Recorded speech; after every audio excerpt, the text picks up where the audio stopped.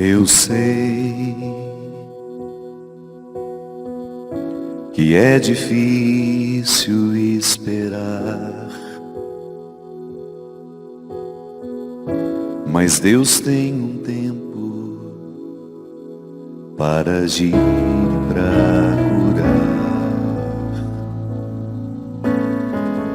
Só é preciso confiar. Se a cruz lhe pesa, não é para se entregar, mas para se aprender a amar, como alguém que não desiste. A dor faz parte do cultivo dessa fé, pois só sabe o que se quer quem luta para conseguir ser feliz. Não desista do amor, não desista de amar. Não se entregue à dor, porque ela um dia vai passar. Se a cruz lhe pesou e quer se entregar, tal como Sirineu, Cristo vai lhe ajudar.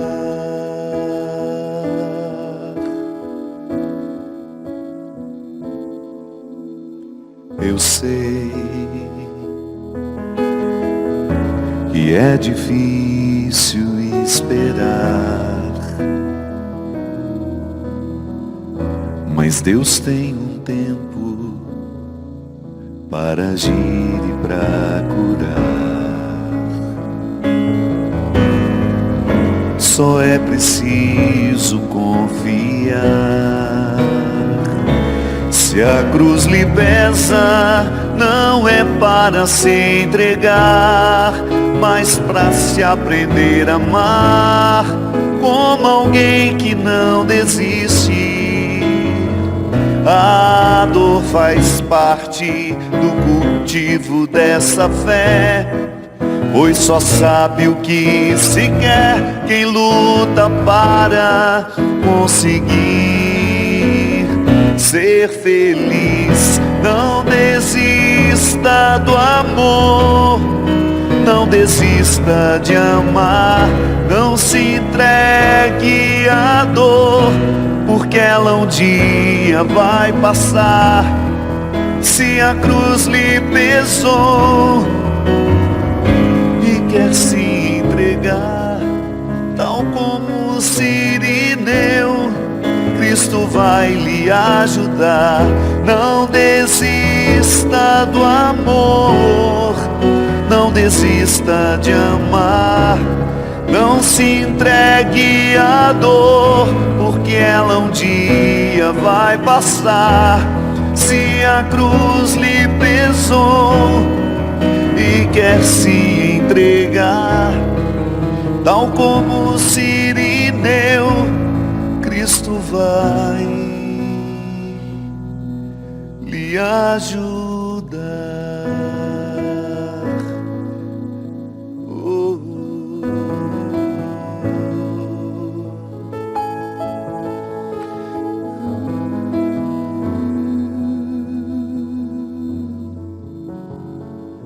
Muito boa noite, é com muita alegria que nós começamos mais um programa Direção Espiritual. Obrigado pela oportunidade de entrar na sua casa, de estabelecer com você comunhão neste momento. A gente precisa ficar muito atento às nossas desistências. Sim, porque de repente você começa a desistir, você tem um objetivo, estabeleceu uma meta, começa firme e de repente aos poucos você vai percebendo que já não tem mais aquele movimento do início, não tem mais aquela vontade inicial. É como se fosse esfriando uma temperatura que antes era alta, até chegar ao frio, da imobilidade, da inércia, Todos nós enfrentamos o mesmo conflito. É claro que uma pessoa que tem a vontade mais fraca, não fortaleceu tanto a sua vontade, claro que vai ter mais facilidade em desistir. Mas todos nós, tudo em nós precisa ser educado. Tudo. Nenhuma conquista da noite para o dia. Eu preciso educar-me para as virtudes. E a vontade é uma delas. A vontade, se ela não é alimentada diariamente, nós vamos alimentando pequenas desistências. Observe você. Quantas vezes você já fez o compromisso de aprender inglês? Começou entusiasmadíssima. Comprou todos os livros. Começou a fazer aulas com muita dedicação. Aí um dia, por um motivo, você deixa de ir à aula, volta no outro dia, daqui a alguns dias você volta a ter necessidade de não ir, enfim, você vai colocando situações acima daquilo que antes era uma prioridade. Academia, então, vixe, o que tem de gente pagando mensalidade sem ir, e pagar mensalidade só emagrece seu bolso, viu? Não emagrece o corpo. Não adianta você pagar. Tem um plano lá na academia, mas não aparece dia nenhum. Não adianta. Pode observar. Às vezes a gente vai ao nutricionista, faz a dieta, chega em casa bonitinho, né, com tudo organizado. Aí se matricula numa academia, começa a fazer uma atividade física. Na primeira semana, né, tá às mil maravilhas. Daqui de repente começa a inventar uma desculpa, outra ali, aqui, ali. E porque a vontade não está devidamente fortalecida, nós vamos desistindo sem perceber. E depois de ter faltado muitas vezes, você relativiza. E a relativização é o último estágio da desistência. Quando você relativiza um valor, você começou a intensificar o processo da desistência. Minha gente, nós somos todos iguais. Se nós sentássemos aqui agora e cada um falássemos do que a gente se propõe e não faz, então não se sinta o pior ser humano do mundo. Nós somos também parecidos com você. Pode ser que você esteja desistindo em outras áreas diferentes das minhas. O fato é que todo santo dia você corre o risco de desistir de projetos importantes. Inclusive a vida. Se a gente não fica atento, a gente começa a desistir da vida. A gente vai se entregando a processos de autodestruição. Já cansamos de falar aqui. Esses processos de autodestruição estão muito associados às nossas mágoas, aos nossos ressentimentos, àquilo que nós alimentamos sob formato de fracasso. Vamos perdendo a vontade vai ficando cada vez mais fragilizada, sem protagonismo, e de repente estamos ali, aparentemente vivos, mas sem nenhuma vida dentro de nós. O que nos mantém vivos são os projetos. Ainda hoje eu conversava com um amigo meu, o Billy, lá de Petrópolis, a Silvia, a esposa dele, e eu perguntei para eles, mas vocês já não aposentaram, gente? Eles trabalhando 10 horas por dia. Eu tinha escutado há um tempo que vocês já queriam dar uma parada. E a Silvia muito sabiamente respondeu, mas se a gente parar, a gente morre. Eu não sou assim. Eu posso parar que eu não morro. Tenho uma facilidade imensa de lidar com o ócio. Tenho uma facilidade imensa de não ter o que fazer. Que quando eu não tenho o que fazer, eu me ocupo com aquilo que eu quero fazer. Quantas vezes eu gastei longos anos da minha vida com muitas obrigações. Não estou dizendo que a gente não tem de ter obrigações. Temos de ter sim. Não há possibilidade de vivermos e edificarmos projetos se a gente não vive as obrigações que são desagradáveis. Agora, o desagradável precisa estar unido àquilo que eu quero para mim. O desagradável, sem que aquilo me edifique, aí é morte. Então todos nós, nas escolhas que nós vamos fazer, nós teremos de lidar com situações difíceis, difíceis mesmo. Acordar cedo todo santo dia. Então quando eu declaro, hoje é o dia do ócio, o meu ócio é criativo. É o dia que eu vou ler, é o dia que eu vou ver um filme que eu quero. Sempre ocupando de uma forma criativa para que eu me mantenha vivo, para que depois eu dê conta das minhas obrigações. Sim, quando nós não temos um projeto, e a Silvia e o Billy estão cobertos de razão, se eles descobriram que se pararem eles morrem, tem que continuar. Claro, identificando a justa medida. Tem que ter um espaço para o lazer. Trabalhou tanto ao longo da vida, é hora de desfrutar um pouco do resultado do que se trabalhou. O fato, minha gente, que sem projetos nós não nos mantemos vivos. Eu não estou falando da vida que o outro pode observar, de ter olhos abertos, nariz respirando, boca falando.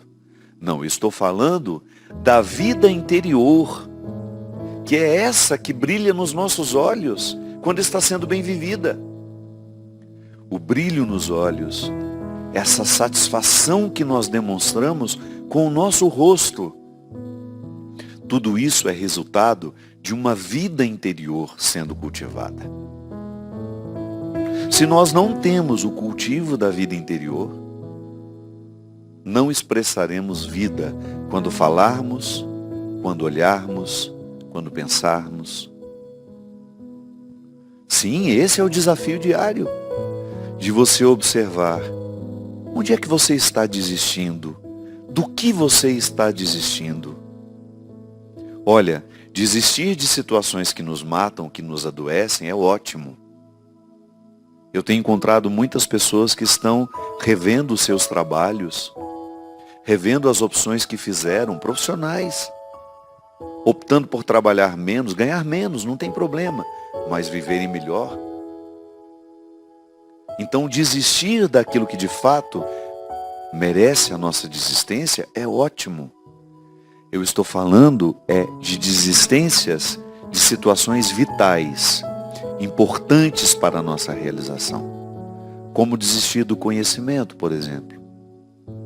Se eu entrego os pontos, minha gente, se eu não pego um livro para me atualizar, daqui a pouco tem um outro profissional que é muito mais capacitado do que eu, embora tenha feito a mesma faculdade. Médicos que não se atualizam, advogados que não se atualizam, psicólogos que não se atualizam, padres que não se atualizam, cozinheiros. Se eu quero ser um bom cozinheiro, eu estou sempre me atualizando. O fato é que todos nós temos situações a serem aperfeiçoadas. Embora nós estejamos fazendo um discurso para todos, no momento em que eu falo, eu lhe convido a pensar nas suas situações particulares, nos empenhos que você precisa viver diariamente para desenvolver esta ou aquela área da sua vida, para que o todo que você é tenha brilho nos olhos, tenha empolgação na fala, tenha alegria na postura. Nós, quando chegamos em algum lugar, nós damos notícias de nós sem dizermos uma palavra sequer. É o corpo que chega com suas linguagens, com suas falas, com sua forma específica de se comunicar. Então quando chego num determinado lugar, eu ofereço àquelas pessoas o que eu sou, o que eu estou vivendo, os meus empenhos, mas ofereço também as minhas desistências. Você sabe muito bem, não preciso nem ficar falando muito. Quando nós convivemos com uma pessoa que já desistiu, como ela também nos contagia para a gente desistir também. Como a influência de uma pessoa que já está vivendo o seu processo de desistência, porque não se revitaliza, não se atualiza, não busca, deixou de buscar. Essa pessoa vira um fardo para si, consequentemente vira um fardo para as pessoas com quem ela convive. Não desista do amor, não desista de amar. Você pode modificar o verbo amar. e pensar na estrutura da sua vida, onde é que você está desistindo e não é justo desistir. O que de você, no seu cultivo pessoal, você está desistindo de encontrar em você, na sua personalidade, no seu jeito de ser, nas suas habilidades, na sua vida intelectual. Por mais simples que seja, todos nós precisamos ter vida intelectual, exercício do cérebro no ato de conhecer, de investigar, de querer avançar. Olha, se você se interpretar como um lugar a ser conhecido, você tem matéria-prima para a vida inteira. A experiência do autoconhecimento nunca termina, porque você tem tantos territórios em você que ainda são desconhecidos. E nada em nós que é desconhecido não é atuante. Isso deveria nos preocupar. Nada do que em nós é desconhecido não é atuante. Eu sou movido por situações, por necessidades que eu não conheço. E quanto mais eu conheço essas motivações, essas necessidades, maior é minha capacidade de interferir nelas. Jesus falava isso de forma magnânima. Conhecereis a verdade e a verdade vos libertará. Que verdade é essa que Jesus fala? Todas. A verdade é todo o processo de revelação, tudo aquilo que nos faz ter contato com o essencial. Então, as verdades que nós precisamos descobrir são aquelas que nos envolvem, a verdade do outro, é aquilo que no outro ainda é misterioso para mim, que às vezes é misterioso para ele também. A minha verdade pessoal, a verdade sobre um determinado acontecimento, a verdade sobre a história. Nós precisamos estudar a história. Nós precisamos conhecer as nossas origens. A mente, minha gente, esse misterioso sistema que nos dá a compreensão de tudo, ele tem o poder de nos adoecer, porque é a partir do pensamento negativo, pessimista, que nós derramamos doenças nas nossas carnes, nos nossos órgãos. É através do nosso estresse, do nosso estilo de vida, que nós derramamos enfermidades sobre nós. Da mesma forma como o corpo tem poder de se adoecer, de provocar em si sofrimentos, nós também, quando estivermos evoluídos o suficiente, seremos capazes de curarmos a nós mesmos. Como? Com a própria força de Deus em nós. A evolução não é outra coisa senão você potencializar cada vez mais o Deus que lhe habita. Então, a ponto de dizer, eu sou Deus, Deus está tão em mim que eu sou Deus. Sim, essa é uma pretensão cristã. Eu não estou falando nenhuma heresia. Quando eu falo que eu sou cristão, eu estou assumindo a divindade de Jesus na minha vida. Sim, sou como Deus em pequenas medidas. O Deus está presente em mim, me dignificando. Eu tenho a dignidade divina em mim. Esse é o fruto que o batismo me trouxe e que depois eu confirmei na crisma e que depois eu renovo diariamente através da Eucaristia. Sou o território do sagrado. E um dos aspectos negativos é justamente atiçar dentro de nós o que nós temos de mais limitador, que é o nosso processo de auto-boicote, de autodestruição, que o meu estilo de vida pode motivar. Sim, eu estou envolvido pelo meu estilo de vida. Eu acho interessante porque o doutor que está cuidando de mim, não deixa eu falar que eu estou curado não, doutor Rubens Brito. Ele fala, não fala que você está curado não. Mas passei a pior fase daquele problema que eu tinha do meu ouvido. Em janeiro, eu estava com uma perda acima de 60% dos graves do meu ouvido esquerdo. Doutora Fabiana Fono, lá em Taubaté, me acompanhou. Doutor Daniel Calduro também, desde o início, tornou-se um grande amigo.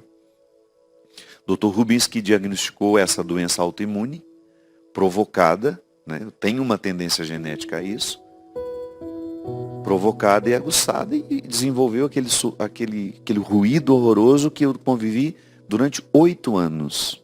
8 anos. Administrando um zumbido horrível. Só que em janeiro piorou. Já tinha iniciado o tratamento da doença autoimune, estava um pouco melhor. De repente, em janeiro, aquilo explodiu de um jeito que eu pensei que eu ia ficar louco. Eu estava num ambiente com barulho, aquilo parecia que eu estava dentro de um, sabe, de um poço reboando. Eu olhava para as pessoas e o mínimo ruído me incomodava porque aquilo estava horrível, horrível, horrível. Enfim. Voltei ao velho conselho do Dr. Daniel, quando ele começou a tratar o meu ouvido, dizendo assim: padre, o consumo de açúcar está, olha, o zumbido geralmente está muito associado ao consumo de açúcar. Eu escutei isso durante 8 anos e não mudei nada. Sabe quando você, tá bom, é verdade. Fabiana me dizia, tira o açúcar, pode ser que o senhor tenha uma melhora. Minha gente, na hora que a água bate na bunda da gente, que você está vendo que o mar vai te naufragar, que foi justamente o que eu vivi em janeiro, eu já tinha tentado de tudo. Eu já estava terminando o tratamento dos corticoides, que foi um tratamento horrível. Doses altíssimas todo dia. Tive uma ligeira melhora. Melhorei bem. Mas aí a recaída de janeiro foi horrível. Bem, então vamos lá. Vamos fazer isso. Vamos tirar o bendito do açúcar. O meu médico, Dr. Vitor, que me acompanha no meu geral, né? Dr. Ragazzi lá, o meu endócrino lá de Petrópolis, falava a mesma coisa comigo. A observância do seu dia a dia, a produção dos hormônios, tudo isso precisa ser muito cuidado. E aí, minha gente, iniciei então uma retirada do açúcar da minha vida. Entendi que é o alimento com maior poder de intoxicação, de inflamação. Porque toda pessoa que tem uma doença autoimune, o que acontece? Um processo inflamatório geralmente no intestino. E o nosso intestino é o nosso segundo cérebro. A doutora Gisela Savioli tantas vezes já falou aqui para nós da importância do intestino. A saúde do corpo depende da saúde do intestino. Aí tudo bem. Pensando que, retirando o alimento que mais me inflamava, dou um passo na direção dessa melhora. Tirei também a carne vermelha. E assim comecei, minha gente. Vou dizer uma coisa. Foi como se tivesse tirado com a mão. Tirou com a mão. Tudo. O ouvido que já estava com quase 60% de perdas auditivas na região graves, recuperei. O zumbido fez as malas, graças a Deus foi embora, e eu espero que ele nunca mais volte. Porque eu não desejo a ninguém. Quem tem ruído no ouvido sabe. Então, quando eu tive uma desistência positiva, tá bom, vou desistir de comer doce, que eu tanto gosto. Ah, tem outras opções, adoça com xilitol, adoça com não sei o quê. Vamos então, vamos experimentar. Tirei o alimento que me intoxicava, que me inflamava. Foi difícil? Foi. Eu precisei desistir daquele estilo de vida para assumir uma nova forma de viver. Com muito mais cuidado com o que eu coloco no meu organismo. Eu sempre fui muito cuidadoso com a minha saúde. Mas me faltava esse passo. Se é o alimento que mais causa câncer, se é o alimento que está intimamente ligado às doenças cardiovasculares, que às vezes a gente tem uma ilusão que é só a gordura, não, o açúcar. O docinho que a gente está acostumado desde criança, era ele que estava me adoecendo. Tirei, minha gente, foi como tirar com a mão. Então toda vez que eu vejo um doce de leite, que eu tenho aquela vontade de comer, eu lembro. É inteligente pedir? É inteligente pedir a mim mesmo que me ofereça isso? Não. Vou partir para outras opções. Vou buscar os doces que não têm açúcar. Vou buscar alimentos que possam de alguma forma ter um prazer em comer e não me fazer tão mal.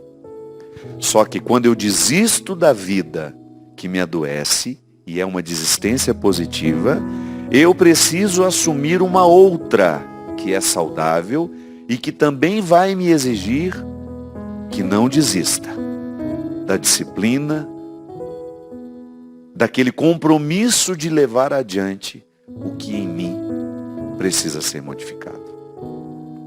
Portanto, minha gente, as nossas desistências começam na mesa, nas dietas que a gente precisa fazer e nunca faz, nas alterações. Por exemplo, eu sei que o álcool me faz mal. Para que eu vou beber até socialmente? Não quero. Já sou tonto por natureza. Não preciso beber para ficar tonto. Já nasci tonto. Então, meu pai tinha essa expressão. Ele falou, eu não gosto de beber, eu gosto da tontura. Achava bonitinho ele falar, tadinho. Ele falava, se eu tivesse um jeito de ficar tonto sem beber, eu só queria tontura. Então, essa tontura eu já nasci com ela, graças a Deus. Eu estou sempre me divertindo. Estou sempre vendo uma coisa engraçada. Estou sempre rindo de mim mesmo. Então, estou de bem com a vida. Para que eu vou julgar no meu organismo? O meu exame genético, Christian, identificou que o álcool, para ser metabolizado no organismo de uma pessoa normal, às vezes de 6 a 8 horas. Você bebeu alguma coisa de álcool, aquele álcool vai circular, vai intoxicar o seu fígado, o seu pâncreas, tudo aquilo. O intestino, todo esse peteco que nós somos. No meu caso, meu caro, ele vai me intoxicar durante 48 horas. Que é genético. Geneticamente eu tenho esse limite. Tenho outras coisas boas? Tenho, mas eu tenho esse limite. Para que eu vou julgar uma coisa que eu nem gosto? Só para ficar ali de alegre, com um copinho na mão, sabendo que aquela porcaria vai me intoxicar durante 48 horas. Então, às vezes, a experiência do autoconhecimento, inclusive do corpo, da nossa genética, daquilo que nós somos, vai nos ajudar a tomar decisões favoráveis.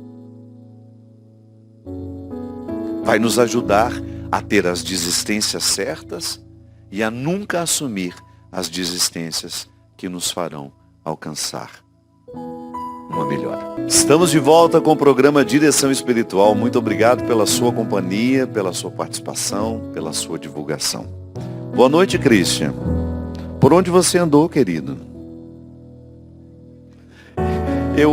Quando eu cheguei, eu falei, feliz ano novo, Christian. Não sabia se eu já tinha visto ele esse ano. Deve ter mais ou menos uns 4 meses que ele não aparece, não tem? 6 meses? Ah, não, Christian. Não, ela que está dizendo. É ela que está dizendo que tem 6 meses que você não vem. Eu achava que era um pouco mais. Minha gente, essa semana eu estarei em Fortaleza, agora na próxima sexta-feira, lá no Hallelujah, que é a maior festa, eu acho que é o maior festival católico de música do mundo. A comunidade Shalom, como sempre, oferecendo este momento de evangelização tão único, tão bem preparado. Eu me sinto muito feliz, muito orgulhoso de ser mais uma vez convidado para estar. Então a minha apresentação é na próxima sexta-feira, às 22 horas, lá no condomínio espiritual o Irapuru. São esperadas mais de 300 pessoas lá. É uma festa muito grande. 300 pessoas? Não, 300 mil. 300 é o show. Quando eu estava começando, que não tinha nem 15 pessoas, geralmente. E no sábado, nós estaremos no Rio Grande do Norte. Estou com saudade do Rio Grande do Norte. Tem muito tempo que não vou. Estarei lá no do Rei Casa Show, em Currais Novos. Você que é de Currais Novos e região, esteja comigo aí na casa do Rei Casa Show, a partir das 20 horas. E depois no domingo eu estarei em Limoeiro, no meu querido Pernambuco. A área externa, Parque de Exposições, Dr. Emílio Cavalcante, a partir das 18 horas. Então, no domingo, dia 28, em Limoeiro, no estado do Pernambuco, a partir das 18 horas, na área externa do Parque de Exposição, Dr. Emídio Cavalcante. E nós estamos hoje com muita alegria lançando a nossa peregrinação de janeiro e fevereiro, que será uma região da Espanha que nós nunca fizemos. Você que sempre viaja comigo sabe o quanto eu gosto dessa viagem de janeiro, que é uma época que eu gosto muito de ir a Portugal. E este ano nós teremos um trecho maior pela Espanha. Nós vamos sair no dia 24 de janeiro, já passaram as festas, você já despachou as crianças, você já está tranquila, podendo viajar. Nós vamos embarcar no dia 24, vamos para Madrid. Depois de Madrid nós vamos para Toledo, vamos para Córdoba. De Córdoba vamos para Granada. De Granada vamos para Sevilha. Sevilha vamos para Monsaraz. Depois iremos para Évora, já em Portugal. De Évora vamos passar pela Serra da Rábida. E depois estaremos em Lisboa durante 3 dias. Então você é o nosso convidado. Janeiro é uma época de férias. Programe-se para estar conosco. Essa peregrinação vai ser muito especial. Serão 12 dias de muita convivência, de espiritualidade e também de vida cultural. Nós temos necessidade, de alimentar a nossa alma. E as viagens, as peregrinações são belas oportunidades que a gente tem de fazer isso. Ligue para o telefone que aparece na tela ou ligue amanhã para falar na Obra de Maria, que organiza as viagens junto com a Canção Nova. Eu quero dar uma continuidade naquilo que eu estava dizendo para vocês, de como é importante nós termos a experiência do autoconhecimento. Naquilo que diz respeito à nossa vida emocional, é importante eu ter cada vez mais um contato com os meus conflitos, com a minha história, para eu ter condições de entender melhor o momento presente, mas eu também preciso fazer a experiência do autoconhecimento físico. O autoconhecimento físico, ele é primordial para eu saber lidar com o meu corpo. O que me faz bem, o que me faz mal. É como a gente ser alérgico, Ou melhor, é como a gente ser alérgico, não. É um exemplo bastante interessante. Quando eu sou alérgico, significa que eu gosto daquele alimento, mas o alimento não gosta de mim. Essa é a inadequação da alergia, Eu gosto do alimento. A Cidinha, por exemplo, adora um leite. Não gosta? Mas toma, o que acontece? Vira rainha, fica sentada no trono 3, 4 dias. Um pouquinho de leite que a Cidinha toma. Cidinha é minha querida amiga, minha cuidadora. Eu sou idoso, ela já é minha cuidadora. Focaliza ali a Cidinha. Pessoa que cuida de mim como se fosse um filho. Ela tem por mim um carinho de mãe. Tá ali, ó. Essa é minha querida amiga Cidinha. Cidinha tem uma intolerância ao leite. Ela gosta do leite, mas o leite não gosta dela. Você tem alguma, Ziza? Ziza está aqui hoje, porque a gente gravou o programa da semana que vem. Aliás, um programa maravilhoso, imperdível. Você não tem alergia nenhuma? Você tem, o Christian? Você não gosta? Algum motivo tem. Pode ter certeza. Quando a gente não gosta, algum motivo tem. O Christian deve ter alergia à classe econômica. Nos voos internacionais. Não é? Você deve ficar todo empolado se precisar ir na classe econômica. Todo mundo fica, como diz o Evas, na cachorrada. O Christian, se você coloca numa classe econômica, numa viagem internacional, ele empola todo que você precisa quase que tirar ele do voo.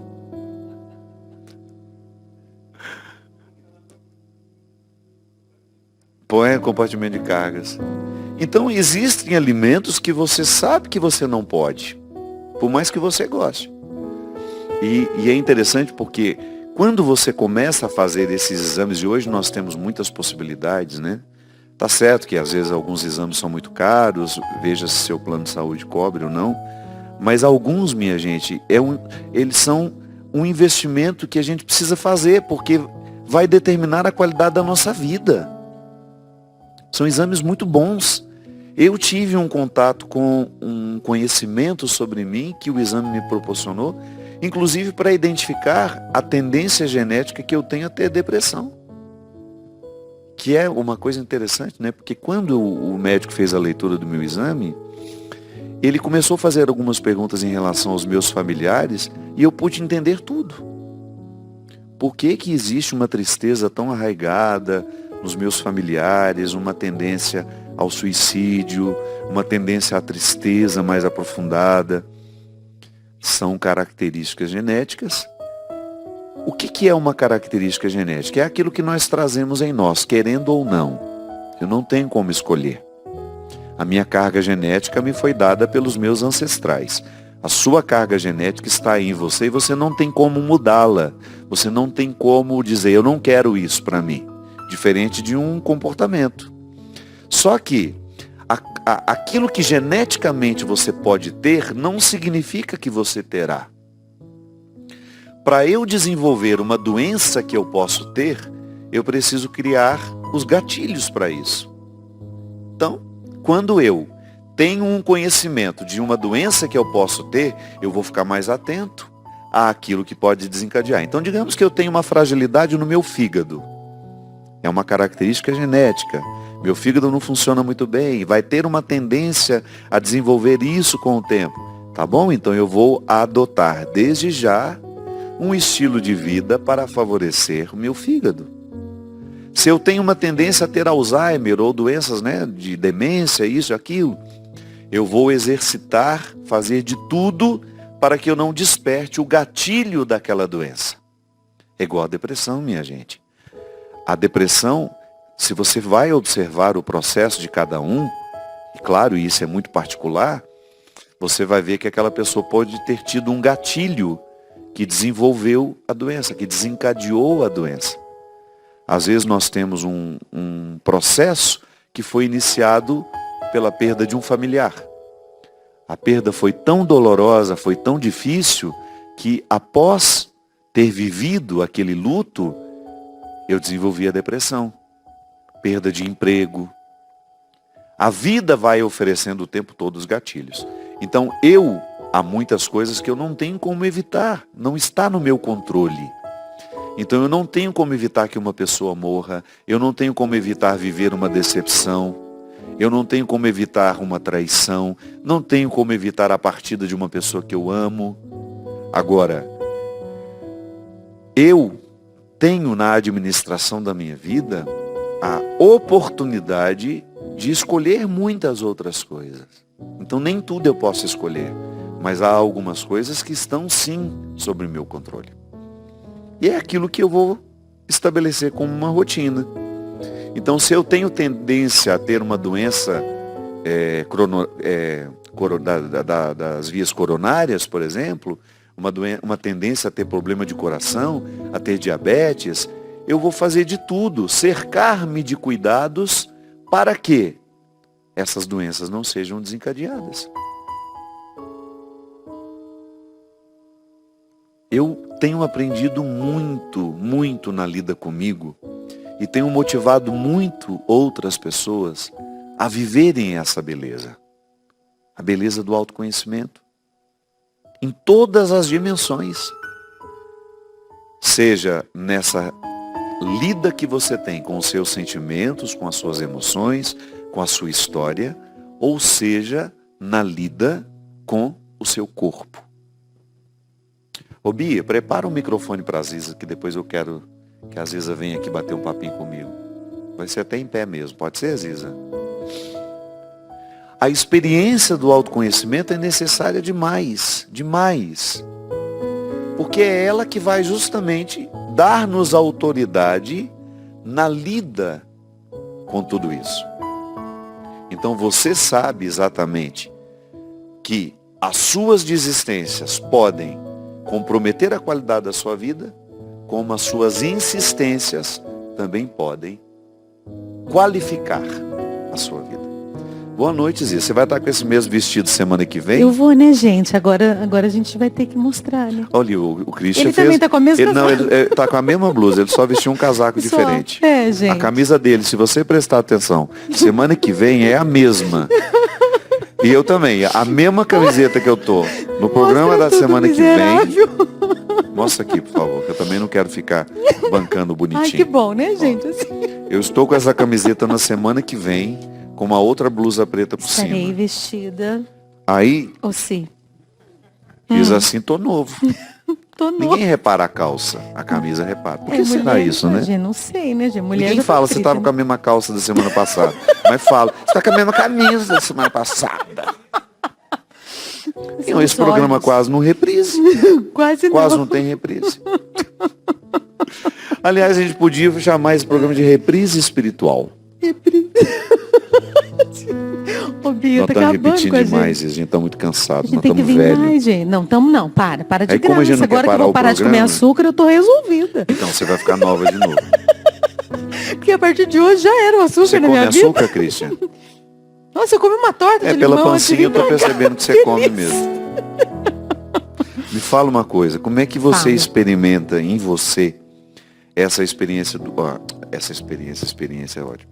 Como é que você experimenta em você o autoconhecimento físico e psíquico-emocional? Eu acho que é super ligado. Acho que tem tudo a ver um cuidar do corpo e prestar atenção no que eu como. Eu sou muito disciplinada. Enquanto eu te ouvia, eu ficava pensando, puxa, que legal. É uma coisa andar junto com a outra. Graças a Deus eu não abuso do corpo. Já entendi que ele funciona melhor se eu o cuido com carinho, né? Então, várias coisas. Nossa, não sei nem te dizer, mas refrigerante. Você tem alguma coisa que você consegue identificar que foi uma desistência positiva? Refrigerante, Parou. massa. Uhum. Massa, pão. Ai, não meu como Deus mais. do céu, a minha tentação é a padaria. É, a E eu também não padaria posso. É de Deus. Mas tem a ver também com a força que a gente tem. É uma força psicológica, é uma força espiritual e também passa a ser física. Agora, é incrível quando a gente dá atenção pro corpo, equilibra o corpo, a gente fica muito mais lúcido, Mas né? muito mais. Às vezes eu tô muito mais. confusa, às vezes eu tô com alguma coisa para decidir, eu preciso sair para caminhar, para correr. Às vezes eu vou rezando o texto Vai arejar, correndo. né? Arejar. E às vezes E às vezes uma resposta, ela chega justamente quando você desiste dela. Quando você fica insistindo demais, que você quer aquela resposta, que ela quer a resposta, parece que o universo bloqueia o seu acesso àquela verdade. Acho que tem uma atividade que a gente se põe a serviço dela, seja no exercício físico, numa academia, uma caminhada, no meu caso também o mosaico, também o fazer força com o mosaico, faz com que me libere, me deixe mais livre para eu ter uma percepção nova das coisas. Mas em mim, eu admito, eu sou bem disciplinada com a alimentação, bem disciplinada, eu não abuso não. Não abuso não, acho que eu tento tratar o corpo com carinho. E é muito difícil ficar doente. E eu queria. Muito difícil. Eu te chamei justamente porque eu sei que você viveu um determinado momento da sua vida que foi uma restrição vocal Foi. que foi radical, né? Você Foi. precisou ficar praticamente calada durante Fiquei um 4 tempo. meses. 4 Olha meses isso, sem gente. falar. Porque senão você não falaria no futuro, né? Não, eu tinha um nódulo fibrótico, fenda em ampulheta, era um nódulo muito grande e eu precisava passar por uma cirurgia. Olha que nome chique, ela tinha uma fenda em ampulheta. É uma fenda em figura. E nódulo fibrótico. E para que a intervenção cirúrgica fosse a mínima possível, eu não corresse risco de dano na prega vocal, eu precisava fazer muito exercício da fonoterapia e ficar calada. Então eu fiquei no bilhete 4 meses. Que deve ter sido nada fácil, né? Eu acho que foi quando eu fiz as músicas mais bonitas da minha vida. Assim, eu escrevi muito. Você compôs o Mais que os Passos, o Foi CD. Muita coisa do Volta pra Casa. Volta pra Casa. Volta pra Casa. Uhum. Foi um esforço imenso, foi muito difícil.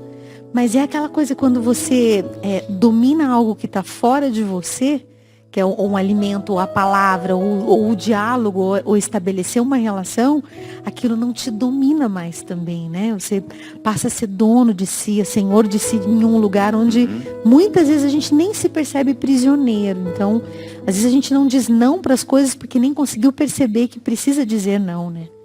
Que pode, que é capaz de dizer não. Eu tenho aprendido cada vez mais isso. E nesse período de ficar calada, de ficar nesse silêncio absoluto mesmo, foi dos tempos mais difíceis da vida. Mas hoje eu me sinto muito mais disciplinada. É muito difícil eu ficar rouca. Hoje eu entendo, percebo rapidamente o que eu posso comer e o que não, que vai me fazer mal, que vai me provocar refluxo. Mas ao mesmo tempo tem um domínio da vida, né? Uma posse da vida. Quando a gente domina o que a gente vai comer, a gente também domina quem a gente vai ser, né? Quem a gente vai ser, porque como você disse no início, né? É tudo muito complementar. Anda junto. Não há como eu dissociar a minha alimentação, da minha saúde emocional, Minha vida espiritual, né? a vida espiritual. Eu falava, essa semana passada eu tive uma alegria de dar uma formação lá no seminário da Diocese. E, aliás, foi uma surpresa tão boa. Encontrei um grupo tão bom, sabe? Seminaristas de bem com a vida, inteligentes, bonitos. Um frescor bom assim de igreja que eu pude identificar no seminário lá de Taubaté. E eu falava justamente isso, que nós padres, talvez por uma imposição cultural, que foi até o fruto do nosso comportamento mesmo, a gente ficou muito proibido do cuidado. O padre que se cuida, às vezes ele tem que vencer tantos obstáculos na própria comunidade, para ele poder ser visto como alguém que tem direito ao cuidado. Sair humano, né? Isso sair um pouco daquela visão de que o outro tem de estar ali o tempo todo à minha disposição, que ele não tem o direito de ser dele, em alguns momentos, ser só dele. Mas acho que uma mentalidade difícil para nós padres, que às vezes vai gerando um comportamento doentio que vai se perpetuando. Eu achei bonito porque os meninos, eles têm um esclarecimento muito maior do que eu já tinha na minha época, de que é preciso se cuidar. É preciso ter um comprometimento com a saúde física e emocional para que a gente sirva melhor o povo. Tem uma coisa que eu aprendo muito, se eu não me engano é São Tomás de Aquino, que ele dizia, não tenho certeza se é ele, mas eu acho que sim, que ele dizia que fica quando a gente... se você falar agora, que é igual o Padre Léo falava. Fica sendo agora. Que quando a gente come, a gente não deve comer até a saciedade. Que o saber ficar com um pouco de desejo é o domínio do corpo e é o domínio do são. E o são é muito perto do santo. Isso. Do ter saúde espiritual, física, é um caminho de santidade também. O Padre Ayrton Freire, lá de Arco Verde. Fica sendo São Tomás, é ótimo. O Padre Ayrton Freire me falava isso, uma direção espiritual uma vez que eu fiz com ele, ele falou assim, ele ficava olhando assim pra gente, né, e não falava nada, ficava um tempo em silêncio, sorria às vezes, gente, o que esse homem tá pensando? Aí uma vez ele solta uma frase dessa, Fabinho, ele me chama assim, Fabinho, nunca coma até a saciedade. Eu falei, por que você está me dizendo isso, padre? Porque senão você perde o prazer de estar à mesa. Olha só, que lindo. Senão você perde o prazer de estar ali. Depois que a gente come, há outras fomes a serem saciadas. Que é a presença do outro. Se a gente comeu demais, a gente quer ir dormir, né? Verdade. Exatamente. E já Eu não acho tem que disposição. a saciedade parece que é o fim, né? Dá o fim pra gente. Então, precisa de espaço, né? Inclusive, encerrar a plaquinha tá escrita ali. A plaquinha tá escrita em encerrar. Eu que agradeço. Semana que vem, a Aziz estará com esse vestido. O Christian com aquela camisa. Com essa camisa azulzinha, estamos vendo. Só eu estarei diferente. Obrigado, viu? Deus te abençoe.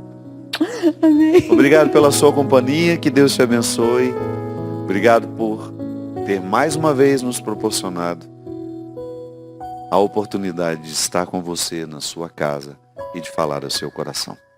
Derrame sobre nós a bênção e a proteção do céu, do Deus Todo-Poderoso, Pai, Filho e Espírito Santo. Amém. Até a semana que vem, sem reprise, se Deus quiser. Eu sei que é difícil esperar, mas Deus tem um tempo para agir e para curar. Só é preciso confiar. Se a cruz lhe pesa, não é para se entregar.